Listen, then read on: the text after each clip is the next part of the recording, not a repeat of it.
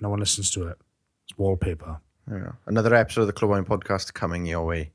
So today we're going to talk about the biggest beginner misconceptions about BJJ. Now, for those of you who don't know, Alex not has started his BJJ journey. He's yet to start his white belt journey, as he hasn't got a gi yet, but he will be acquiring one. But it's kind of the same thing, just not official. No, you haven't officially started. I haven't officially started. But yeah, I just thought we'd run through some of the biggest beginner misconceptions about BJJ, seeing as Alex has recently undergone a few of them. And I wanted to know his thoughts, and I wanted to respond to them. And I also wanted to give everyone a chance to sort of get to know about the realities of BJJ, what it's like, and hopefully inspire some people to start. Yes, that is something I want to do. It seems to be becoming a bit of a popular, trendy sort of thing now.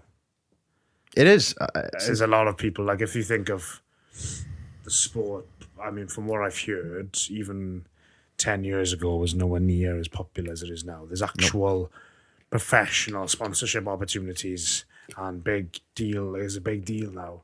Whereas before, a professional jiu-jitsu player wouldn't really achieve huge wealth. Whereas there's a lot of eyes on the sport now. It's fucking hell. It's weird looking at you, sipping Wreck and Curry, like staring at me. Like that's not a comfortable sight. Well, you want comfort now, do you? No, that was a very creepy thing to look at, I'm not going to lie. Put that down. All right. Yeah, I think it's a cool sport, but I'm going to let you lead this one because I don't know what to say yet because you haven't told me any misconceptions. I don't know what my misconceptions are. Misconceptions. Well, what was your thoughts going into it? That's right. I had no thoughts. Well, going into BJJ? Yeah, like about things that you thought were going to happen that haven't, things that you didn't think were going to happen that have happened. Well, actually, I didn't know. I actually think I did quite well at kind of trying to go in with a completely open mind because I had no idea what it was going to be like. Like, honestly, I had no idea what it was going to be like. Yeah, I don't know. I didn't think it would be so, like, close. You get very close to each other. How can I misconcept that? Well, you're the one who's supposed to come up with the misconceptions, and I'm supposed to. Well, I haven't had a beginner's mindset for like. Yeah, but you did. In terms of. So you know the things that you thought were true at the beginning are no longer true. I don't know. I mean, I don't know. I knew that muscle and power wasn't going to be the one. I was going to say that. I didn't think I was going to be better than the guys who were half my weight or smaller than me. I knew that because you told me. I just assumed it to be true because I didn't know what the sport is like. I didn't have an ego about it. I did have an ego about my ability to defend myself. Like I would before I saw you roll properly and before you saw me roll properly, I made the claim that you couldn't take me. And you laughed at me and said, yes, I can. And I was like, no, you can't. And now following, well, there's no hiding it now, really, because I've rolled with you and you've smashed me. So you've actually proven that. Yeah. So I suppose going into BJJ, I thought I could, not in BJJ, because when I think of my ability to fight and being a man and defending myself, I don't think of myself doing BJJ. You don't think I still don't see it as a sport that I would do on its own in a street fight. Nah, I wouldn't do that. Not in a street fight. That's why I'm interested in MMA, but I'm not going to talk about MMA because I don't want to get too complicated. If we're talking about BJJ, we'll stick with that. I don't know. It just reminded me. Yeah, I suppose if you've never done anything like that before, I've never done rugby. Well, not really. I've never done really any kind of contact stuff, any combat stuff or anything that requires a lot of dynamic movement. A lot of the stuff that I've done is basically bodybuilding style training and powerlifting, which is just repetitive for the look of you and also for strength in static lifts, in 3 static lifts, none of which translate fully over to BJJ apart from a bit of the explosive power that I've built. You know, I am strong, and if I learn the technique, I truly believe that you're going to have a hard time getting out of certain positions with me. I don't know if that's a misconception. Me or like in general, people in Yeah, general. you as well. You know, I know you're more skilled, but I think if I get you in a certain position, I think you're going to feel the pressure and the technique as well. It's going to be hard for you. But you are a lot more skilled than me, so I'm not really talking about you. I'm saying you as in people who are doing BJJ. I'm sure I'll be able to use what I'm saying. I'm sure I'm able to use what I've brought from powerlifting to my advantage once I'm more skilled. Yeah, because I think one of the biggest misconceptions about BJJ when you're starting it is that your advantages are your advantages, whereas really your advantages are your disadvantages. I learned that when Wayne was rolling with me, and I tapped to him quite quickly when he put me in a certain choke, and he wasn't expecting it because my front delt choked me out. Having big shoulders. So he was here, and my front delt. Yeah, you've got a big front delt. I have got quite big shoulders, and it choked me out. I choked myself out, and he was like, "Fuck, that was easy." He didn't have to wrap my arm around. Like Conor Morris now, very slim. He hasn't got anywhere near the front delt that I've got, so it's going to be a different thing. Either you're going to have to, I don't know, probably get tighter, so you're going to have to work more to get the submission. Whereas with me, a part of that was because I was flat on my back, so I wasn't even much room. Yes, I know I didn't really help that, but I don't want to get in too deep into that because I'm assuming the majority of people listening to this are complete beginners. That's kind of the idea, I think, isn't it? Do you know what I think would be good to speak about this to is Jamie.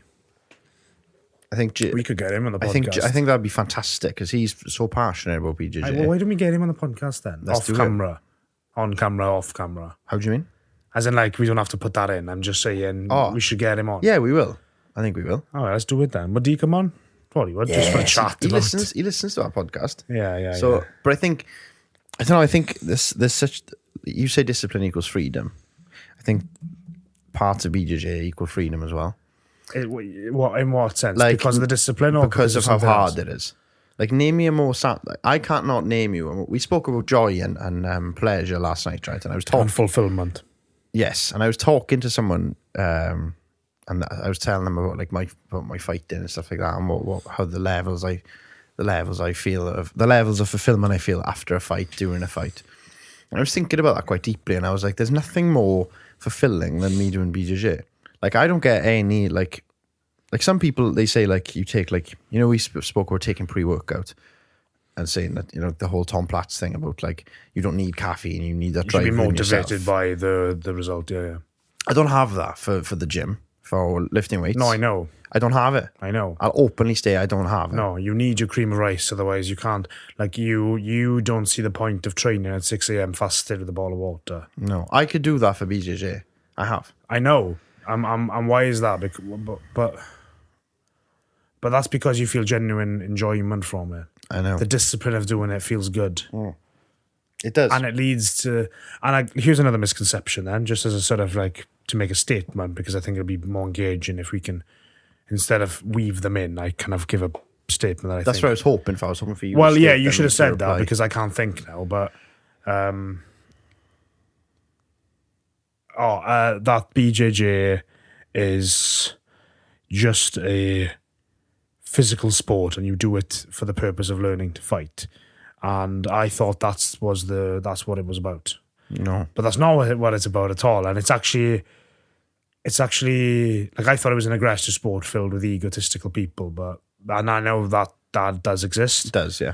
But I think on a smaller scale than I thought, it's definitely way more elegant. I didn't think of fighting martial art where part of the aim is to put people in submissions that could break their legs, but be so elegant. It's nice, isn't so it? So the beauty and violence that you spoke about in one of our podcasts that I didn't understand, and I still went in to start my BJJ journey thinking was not true. I didn't think that could be true. I thought, and mainly because my parents have always told me you shouldn't need to fight, you know, violence is horrible. Even now they don't really like me. Violence is horrible. Yeah, but they framed it in a way that suggested that I shouldn't do it, and if I do it, it ends badly and violent. And I know they were kind of talking about street fights and stuff like that, but no one ever told me or gave me any sort of idea that martial arts and especially BJJ, because that's all I've really tried, could be so like beneficial mentally, could be let's leave that for a minute. That's a separate point. Could be like elegant. It's not necessarily a violent sport. As in physically elegant. No, kind of, yeah. It's like a beautiful thing to watch. It's not like ooh, and it can be. It can be. You can see leg breaks and stuff. It can be pretty brutal. Yeah, it can. You watch Gordon Ryan, he's pretty relentless. But I think it's a beautiful sport to watch. I can't speak on about it being a beautiful sport to engage in, because I still find a bit of frustration. But I find the achievement of learning new moves and being able to, the idea of chaining things together and playing chess with it. Especially when you watch, like, for those of you who literally are complete beginners, I'm probably a lot more experienced than you now if you don't know anything about it, because I've spent time watching it.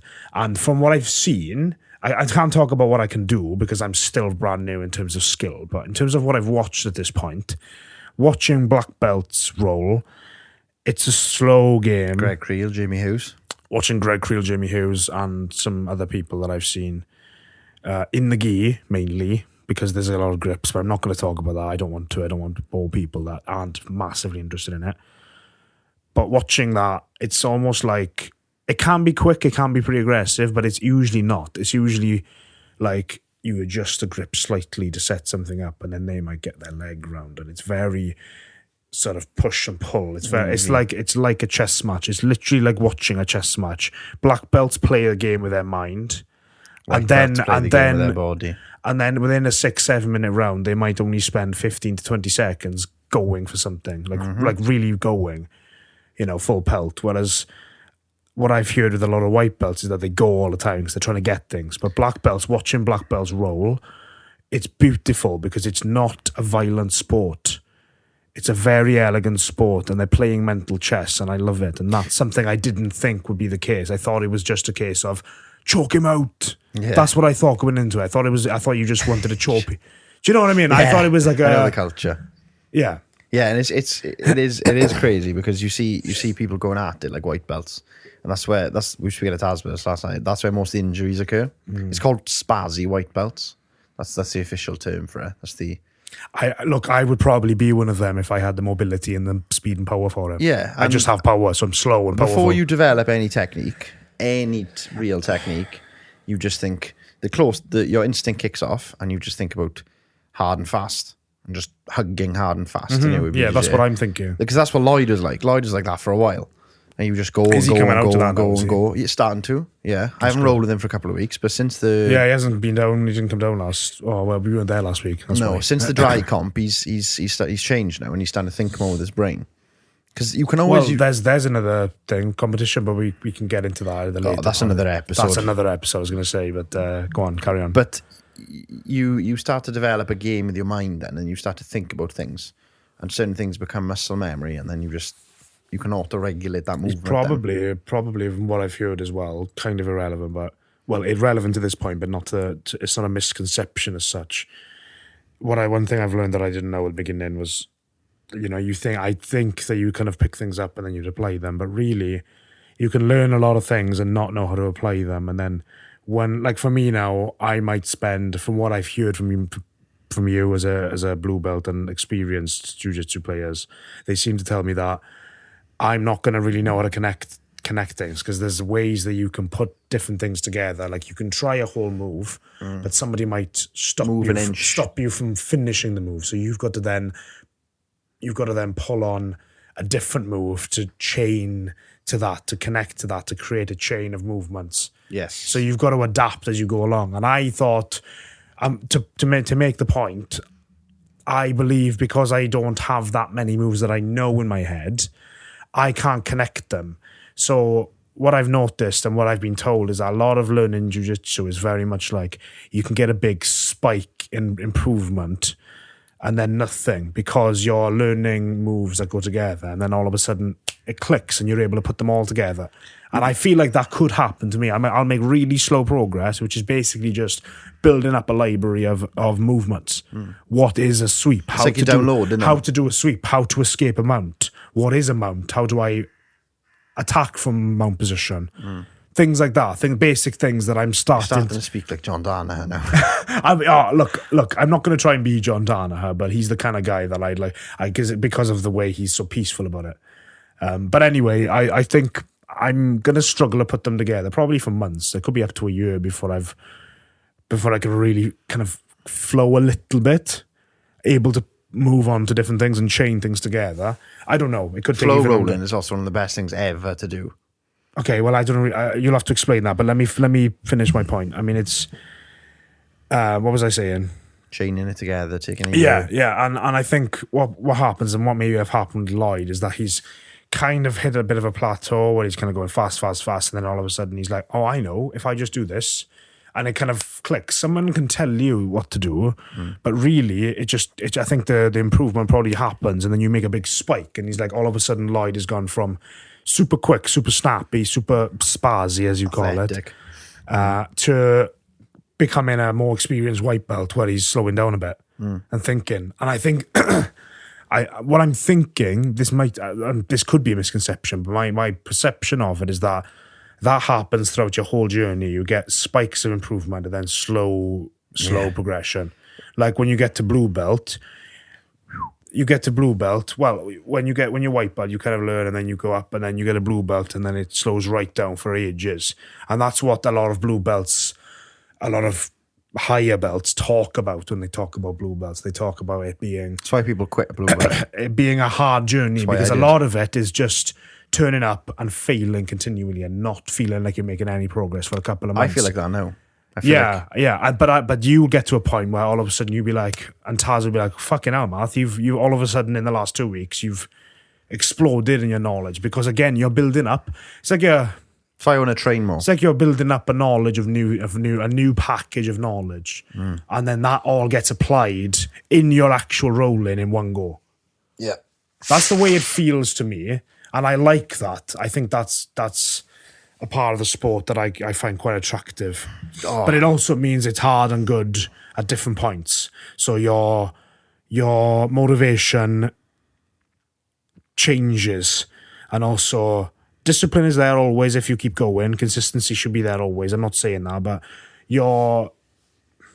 I think I think sometimes you can feel a bit frustrated. So you can go from frustration to pure joy and thinking, fuck, I'm getting so good at this now. Then you get smashed. And then you go back to frustration because again, you're having to relearn things at new levels. And that happens to me a lot, because there's white belts in the gym now who give me hard times, and who if we're looking at actual like points scored and around, this is another big advice. This is another misconception as well, as you have to go into the gym and win every round. No, absolutely not. And Jamie will testify to this. Sparring is not about winning or losing. It's not about, can I choke you unconscious? So what is it about then? It's about trying techniques and learning. Okay, well that's a misconception being in situations. Yeah. When I roll with you, Al, I'm not looking to tap you out. Yeah, I might. And I'm obviously not looking to tap you out, and that's not... Well, you are, but you can't. No, I'm not. Well, no, I'm not really. I'm trying to survive submission. Yeah. Because that's advice that I've been given. You're not going to tap out the blue belts, because most of you are blue belts.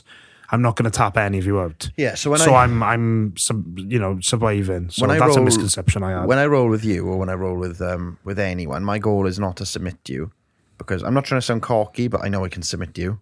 Yeah, you don't. You usually don't go for submission. That's why I enjoy it, because I get so much out of it rolling with you, because you just try things and then you're like, it's probably is it easier for you to try things on me because you can try more complex techniques without me shutting you down? Because I'm thinking, I'll try this. If it goes wrong, I'll might get on top of me, but then I'll just get out. I'll just get back out to try it again. I'll just do what I want anyway. Like, and that's the thing. See, people have a massive misconception that when you roll, you should obviously there's time and a place for hard rounds. I get that. Competition prep especially, you need hard rounds. But like tonight now, I've got no comps booked as of yet. I've got no competitions booked. I've got no fights coming up. I'm not going to go in the gym and try to smash you. I'm going to go in the gym. Tonight now, I'm going to go in the gym and I'm going to know that I just want to flow and I want to try stuff. That's all I want to do, is flow and try stuff. And then keep trying it. That's all I want to do. I don't know what my goals are. I don't think about Acquisition is your I don't goal. think about that. I don't know what I think about. I just think about me needing to be there and knowing that I'm not going to all of a sudden roll smoothly. No, you won't. And I've just got to accept that. And I told you, I'm like, I've got an itch for it, and I don't like not knowing or not having the same sort of satisfaction from rolling that you guys do.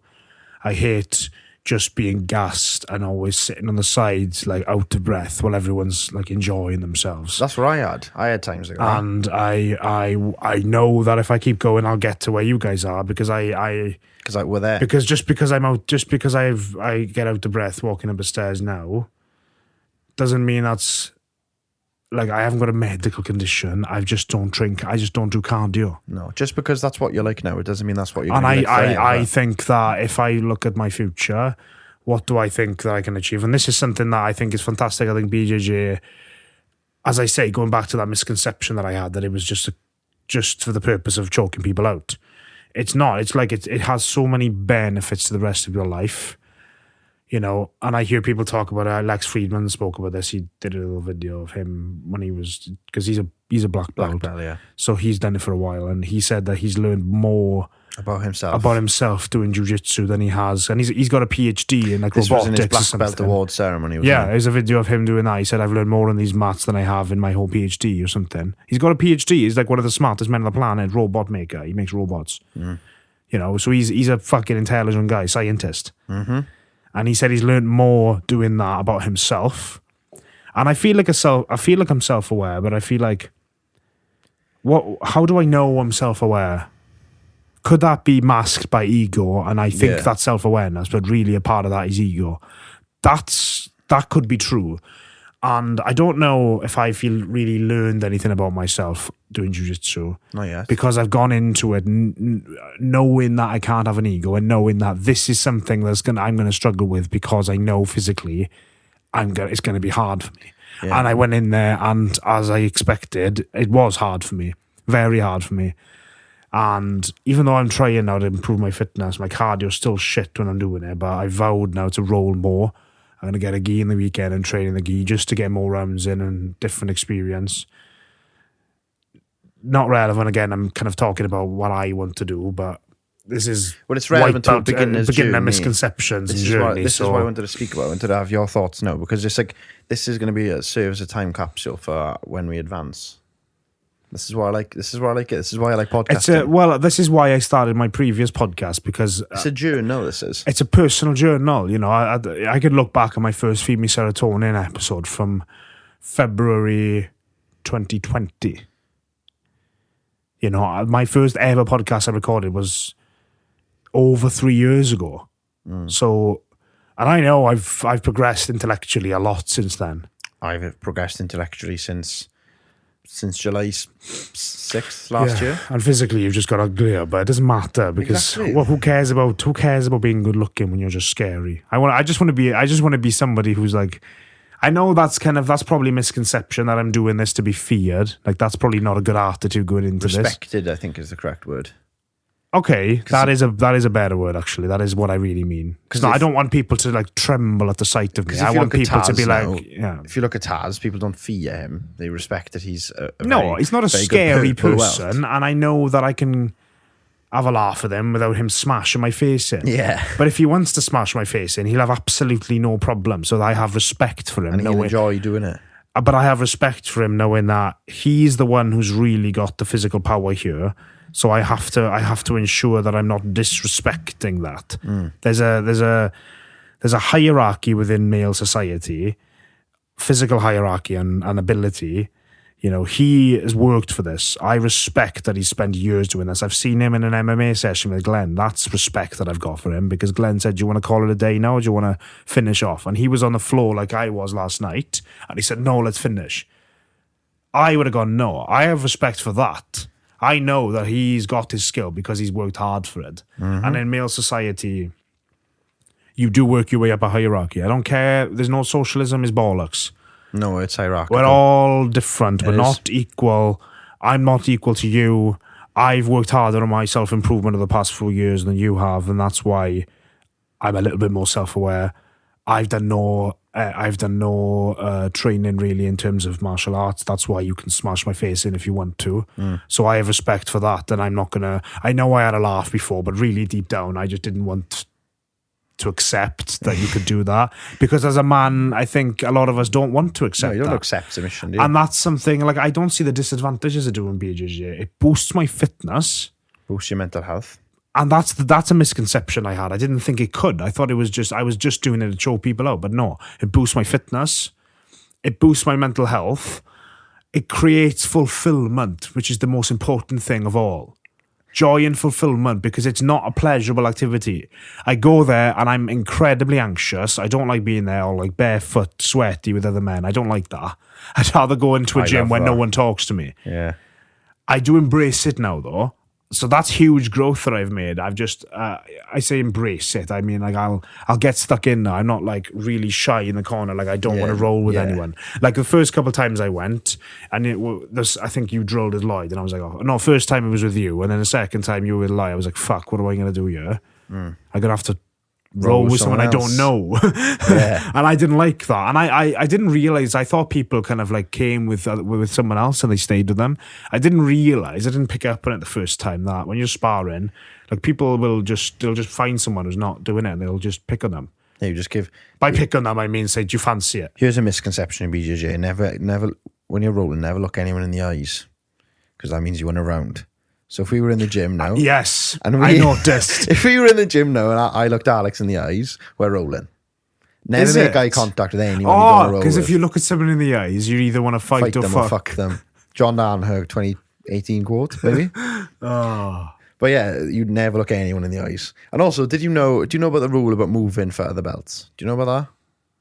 What do you mean moving for the belts? So if you're... asking them to roll? No, so if you're rolling here and I'm rolling here, and you're a blue belt and I'm a white belt, really? I have to move for you. Did you not notice that? I didn't know. I just thought you make room for people because you're in their way. You've entered their space. If I was a black belt and I was rolling someone, if you rolled someone over you and you came into my space, I have to move out the way for you. Yeah. Is that something that goes on in FPG as well? I'm not saying it's a cliquey thing. No, it's not. It's just the way the culture respect is. thing. It's a respect. Did you notice it in Jamie Hughes and Greg Creel when they were rolling? They stopped and they were like, they like told them to move. Like that's a genuine thing, and that's something you do. You have to make way for the higher belts. Fuck, that's exciting. That is. I love the way that it's not. I don't do it as much. I'm not like, because I'm not going to tell someone to get away from me, but it does happen. And with stuff like with people like Jamie, who's a black belt. You should fully expect them to do that, because they should. I didn't know that. You should. And I know. I don't feel like Jamie. Maybe he's a great guy. I know, but maybe he wouldn't say, "Al, can you get out the way for me?" No, he wouldn't say that. I go, "Oh, but just watch out." Like he wouldn't be like clicking his fingers and stuff. That's not what it's like. It's just like a case of, look, can you move, please? Because we're rolling here. Oh, I like it's like that. if you had two black belts rolling, then you had two white belts rolling. Yeah, Greg Creel and Jamie Hughes. Some of the very, very high level, highly skilled BJJ. And if it's me and you rolling next to them, you know, and do you know what I did notice? Everybody else was quite close together. There was a massive area in the middle, and it was just for them to. That's why. And I noticed that, but I didn't know why. I thought it was just. I thought it was just coincidence, because everyone else was like on the outside, and they essentially had like the whole mat to themselves. It's a mark of respect. And I think it's, and I love that. I love that, and I'm all for it. I'll move out the way for you. Fine. I don't care if you're Mason, who's half my size, and I feel like muscular. And I feel like I'm. You know, it doesn't. I don't care. I don't care if you're younger than me or smaller than me. If you've earned your promotion to the next belt, and the idea is I have to move for you, so be it. I'll move for you. It's good. It's it's not a misconception. It's just something I didn't know. Yeah, and the whole thing about asking a black belt for a round. Oh, I love that. I love that. Well, I wouldn't ask a black belt for a round anyway, but not for the reason that you mentioned. I didn't realize it was a cultural thing, like a respect thing. If it's a seminar, like if someone came down to travel, so say if Greg Creel, well, I don't know actually. Would you ask Greg Creel for a round? No, I don't think I would. I don't think I would.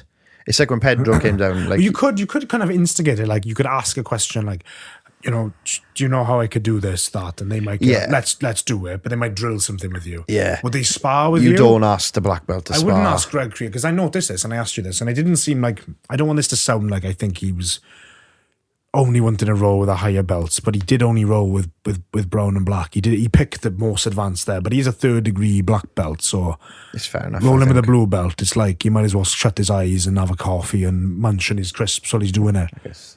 Do you know what I mean? I feel Yeah. like he probably doesn't get a lot out of it if he's doing that. So he does try and pick on the skilled people when they're there. No, and I think But that's fair enough. I think, none of the white belts went anywhere near. No, I seen them went anywhere near him. They didn't go up to him and go, fancy it. Connor. They didn't. He'd sit to the side and no one would look at him and go, fancy around then? Can't fancy coming back in? Yeah. Jamie rolled with everyone. I noticed he was rolling with loads of blue belts. Greg just sat on the side when Jamie was rolling with him. I wonder whether that's just because he rolls so much, he wants to progress himself and he can't Yeah, do the blue belt. he rolls a lot. Yeah. I'm sure he does. He's probably there all day. I mean, I can't really speak. I can't speak to the finities of like what goes on and stuff. But as a general rule of thumb, you don't ask a black belt for What a about round. brown belt? Is it sort of the same thing, but like a little bit softer? It's a little bit softer. So I can ask a blue or purple. Well, down at I just didn't know this because no one's actually told me. And down at FPG, they're so good there. I haven't been given the impression that I can't ask Jamie for a round.